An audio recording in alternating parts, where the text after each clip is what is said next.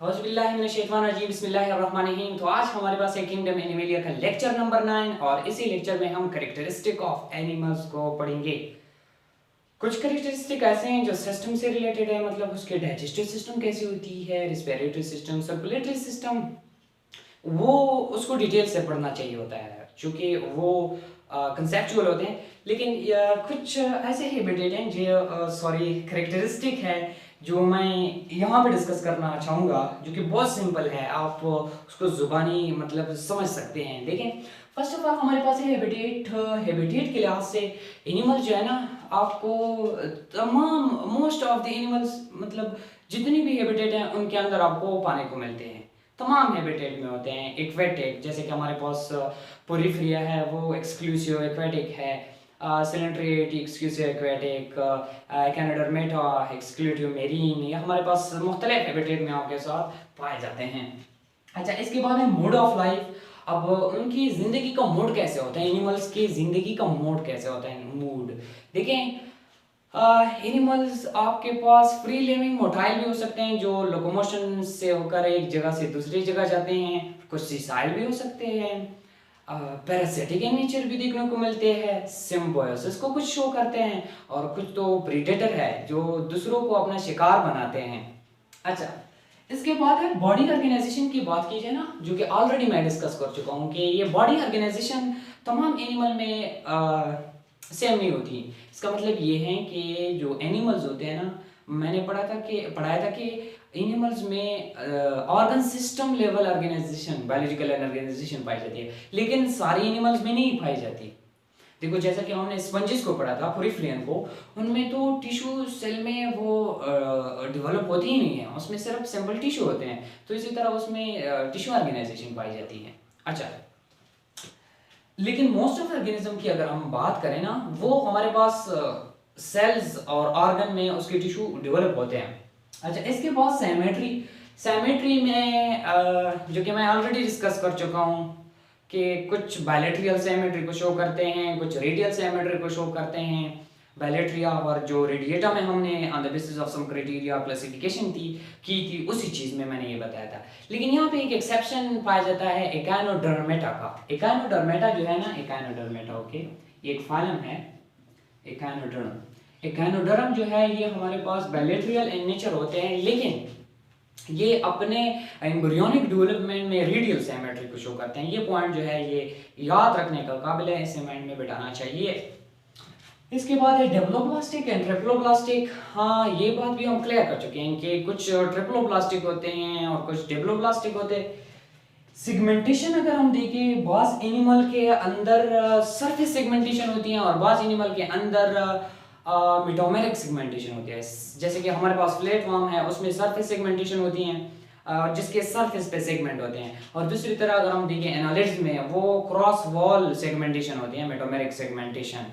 अच्छा, इसके बाद है साइज। साइज की अगर हम बात करें ना, तो एनिमल्स ऐसे नहीं कि तमाम एनिमल मैक्रोस्कोपिक है।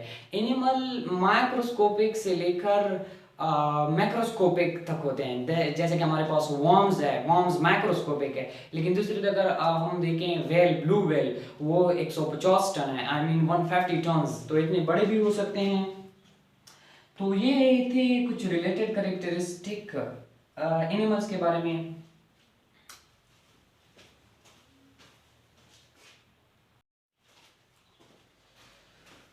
तो अभी हमारे पास है mode of nutrition. Mode of nutrition अगर एनिमल में देखा जाए ना, तो ये इंजेस्टिव हेटेरोट्रॉफ है। अब इस न्यूट्रिशन वाले लफ्ज़ को मैं थोड़ा क्लियर करना चाहूँगा। ये न्यूट्रिशन जो है ना, ये न्यूट्रिएंट्स को इंजेस्ट करना, फिर उसकी डाइजेशन करना, फिर उसकी अब्जॉर्प्शन, फिर उसकी यूटिलाइजेशन, आई मीन एसिमिलेशन, और फिर इजेशन, ये हमारे पास सारे के सारे न्यूट्रिशन के स्टेप्स हैं। देखें, तो इसमें मोड ऑफ न्यूट्रिशन है इंजेस्टिव हेटेरोट्रॉफ, जिसका मतलब ये है कि ये खुराक को लेंगी और फिर उसकी डाइजेशन करके इजेस्ट करेंगे। अच्छा, ये बात तो क्लियर है। अब एनिमल सिलुमेट भी हो सकते हैं, एसिलुमेट और सेटेसिलुमेट भी हो सकते हैं, जो कि ऑलरेडी हम ये पॉइंट क्लियर कर चुके हैं। और बास एनिमल जो है ना, उनकी बॉडी के गिर्द एक शेल हुआ करता है। जैसे इंसेक्ट जो है ना, उनमें हमारे पास काइटिन होता है, काइटिन। और जो हमारे पास स्केल्स होते हैं, स्केल्स वो फिश में होते हैं। फिश जो है ना, फिश की बॉडी के ऊपर स्केल्स हुआ करते हैं। अब फर्स मैमल में होते हैं, मैमल में फर होते हैं। अच्छा, अब डाइजेस्टिव सिस्टम अभी हम स्टार्ट करेंगे बाकायदा सिस्टम्स को, एनिमल्स में सिस्टम को पढ़ेंगे। तो फर्स्ट ऑफ ऑल हमारे पास है डाइजेस्टिव सिस्टम। डाइजेस्टिव सिस्टम जो है वो हमारे पास ऐसे भी एनिमल्स है ना जिसके अंदर डाइजेस्टिव सिस्टम होती ही नहीं है सिरे से। जैसे हमारे पास स्पंजीज है, पोरिफियन के अंदर कोई डाइजेस्टिव सिस्टम नहीं होती, क्योंकि वो ऑलरेडी मैं बता चुका हूँ कि उसमें टिश्यू सिस्टम में डेवलप नहीं हुए होते हैं, उसमें ऐसी कोई सिस्टम ऑर्गेनाइजेशन नहीं होती, तो उनमें ये हमारे पास ये डाइजेस्टिव सिस्टम बाकायदा नहीं होता, बल्कि उनके अंदर इंट्रासेल्युलर डाइजेशन होती है, सेल के अंदर डाइजेशन। इंट्रासेल्युलर मींस सेल के अंदर। अच्छा, दूसरे हमारे पास है हाइड्रा जो कि सिलिंड्रेट का मेंबर है, एंड टेपवर्म जो कि प्लेटीहेलमिन्थस का मेंबर है, has gastrovascular cavity which constitute a sick type digestive system। देखिए ये जो हमारे पास सिलिंड्रेट है ना, सिलिंड्रेट निडीरिया सिलिंड्रेट, ये हमारे पास रेडियल सिमेट्री को शो करते हैं। रेडियल सिमेट्री को शो करने वाले फाइलम हमारे पास सिक टाइप डाइजेस्टिव सिस्टम रखते हैं। लेकिन आप कहेंगे कि यहाँ पे प्लेटीहेलमिन्थस जो है, टेपवर्म, ये तो हमारे पास बायलेटरल इन नेचर है, सॉरी बायलेटरल सिमेट्री को शो करते हैं, तो ये हमारे पास फिर कैसे सिक टाइप डाइजेस्टिव सिस्टम रखते हैं? तो ये है हमारे पास एक्सेप्शन, ओनली एक्सेप्शन के बैक्टीरिया में हमारे पास प्लेटीहेलमिन्थस जो हैं वो सिर्फ और सिर्फ सिक टाइप डाइजेस्टिव सिस्टम रखते हैं। ये एक्सेप्शन है, ये क्लियर होनी चाहिए और माइंड में रहना चाहिए। अच्छा, तो इनके दरमियान गैस्ट्रोवास्कुलर कैविटी होती है जो सिक टाइप डाइजेस्टिव सिस्टम को बनाते हैं। देखो आगे प्लेटीहेलमिन्थस से आगे फाइलम जो है वो नेमाटोड, स्केलिमेंथिस जो है nematode, from nematodes to mammals tube type digestive system exist. अब नेमाटोड्स हमारे पास स्केलिमेंथिस है ना, स्केलिमेंथिस से आगे जितनी भी फाइलम है जो हमारे पास एनालिड, मोलस्क, आर्थ्रोपोड, एकेनोडर्मेटा, हेमिकॉर्डेट, इनकॉर्डेट, इनके अंदर ट्यूब टाइप डाइजेस्टिव सिस्टम होती है जिसमें वो एक होल के साथ इंजेस्ट करेंगे और दूसरे होल के साथ इजेस्ट कर सकते हैं।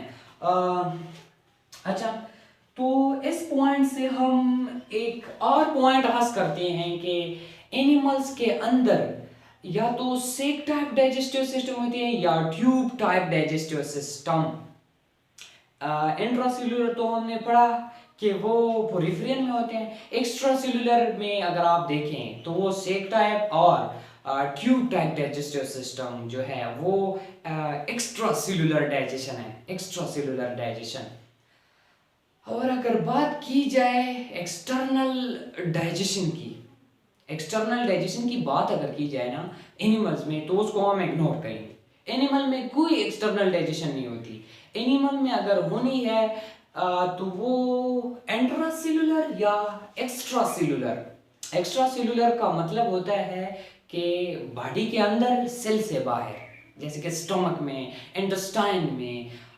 तो ये पॉइंट मैं तो कहता हूँ क्लियर होना चाहिए। एक एक्सेप्शन वाला प्लेटीहेलमिन्थस के अंदर और ये एक्सटर्नल डाइजेशन वाला कि ये एनिमल में कभी नहीं होता है। अब external digestion absent in animal, वो तो मैंने डिस्कस किया कि ये नहीं होता। ये पॉइंट भी क्लियर होने चाहिए, इसके ऊपर ग्रिप होना चाहिए। अच्छा, तो ये हमारे पास कुछ पॉइंट्स थे कैरेक्टरिस्टिक ऑफ एनिमल के लिहाज से। तो कुछ पॉइंट और रहते हैं, सिस्टम और रहते हैं, वो हम नेक्स्ट लेक्चर में क्लियर करेंगे।